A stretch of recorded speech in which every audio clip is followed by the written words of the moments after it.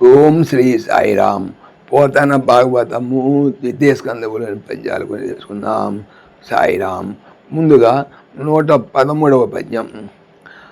అన్య కథానులాపముల హర్నిశమున్ వినునట్టి సత్రియా శూన్యములైన కర్ణములన్ సూర్యజనస్తుత సర్వలోక సమాన్యమునైతనచు హరిమంగళ దివ్య కథామృతంబు సౌజన్యతన్ క్రోలవయ్య బుధ సత్తమా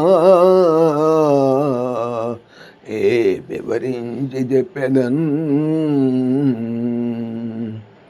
అన్య ఇతరుల కథలు అనులాపములు మరల మరల చెప్తుంటే అహర్ పగుళ్ళు నిశమున్ రాత్రులను వినుచుండే అట్టి అలాంటి వారు సత్రియ మంచి పనులన్నవే శూన్యములు లేనట్టివి అయినట్టి కర్ణములన్ చెవులతో సూరి పండిత జనులచే సుత వాడబడువాడ సర్వ సమస్త లోకములలోను సమ్మాన్యమున్ గౌరవింపబడినది అయి తనచ్చు ధరింపజేయు హరి యొక్క మంగళ శుభకరమైన దివ్యమైన కథలు అను అమృతమును సౌజన్యతన్ మంచితనము ప్రోలు త్రాగుము అయ్యా నాయనా బుధులలో సత్తమ అత్యుత్తమ నేను వివరించి సవివరముగా చెప్పుతాను. భావము. పగలు రాత్రి ఎప్పుడైనా ఇతర కథా ప్రసంగాలు వింటూ ఏమాత్రం పుణ్యకథల స్వరణీయని వినులకు విష్ణు కథలు విందు చేస్తాయి. సకల లోక పూజనీయమై వెలుగొంది ఆ దేవదేవుని దివ్యమంగళ కథా సుధారసాన్ని నేను నీకు అందిస్తాను. సద్బుద్ధితో ఆస్వాదించవయ్యా. విజ్ఞాన శేఖరులకు ఆరాధనీయుడైన నారదా. తర్వాత 114 వచనం. అని పలికి నారదుని చూచి మరియు ఇట్లనియే. ఈ విధంగా పలికి నారదునితో బ్రహ్మ మళ్ళీ ఇలా చెప్పసాగాడు. 115వ పద్యం. కనకాక్షుండు భుజా విజృంభుణమునన్ చక్రమం చాపన్ చుట్టిన మార్కింకొనిపోవ యజ్ఞమయ స్వాత్రికం దాల్చి అదనుజానీశ్వరం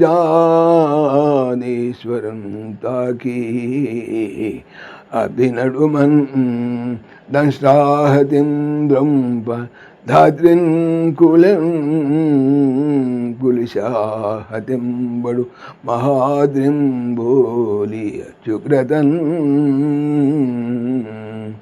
కనకాక్షుడు హిరణ్యాక్షుడు అనగా బంగారు కళ్ళు ఉన్నటువంటి వాడు.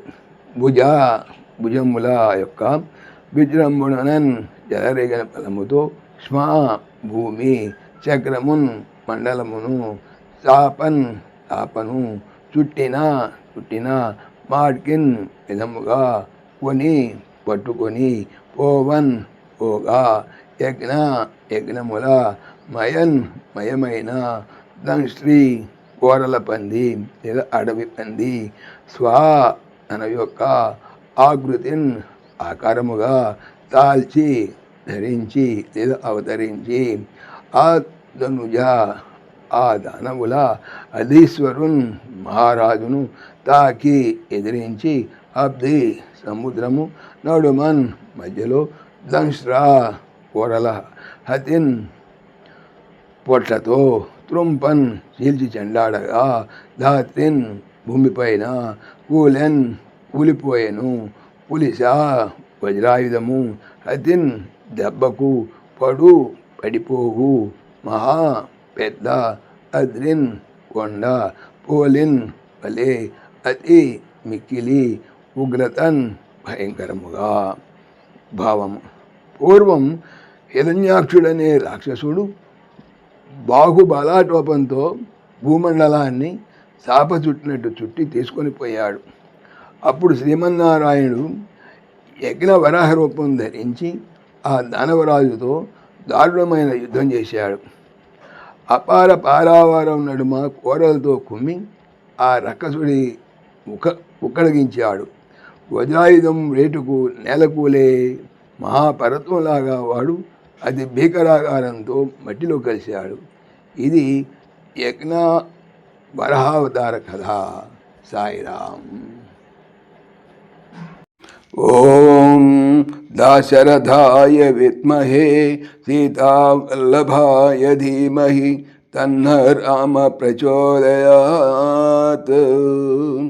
సర్వం శ్రీ రామార్పణమస్తు. జై శ్రీరామ్, జై శ్రీరామ్. ఆత్మీయులకు మనవి, ఈ ఛానల్తో పాటుగా అనంత మహిమల శ్రీ సత్యసాయి అనే ఛానల్ మరియు లెరన్ భగవద్గీత లైవ్ గీత అనే భగవద్గీత ఛానల్ను స్వామి నా చేత చేయించున్నారని మనవి చేస్తున్నాను. వీటికి సంబంధించిన లింక్స్ డిస్క్రిప్షన్లో చూడవచ్చు. సాయిరామ్.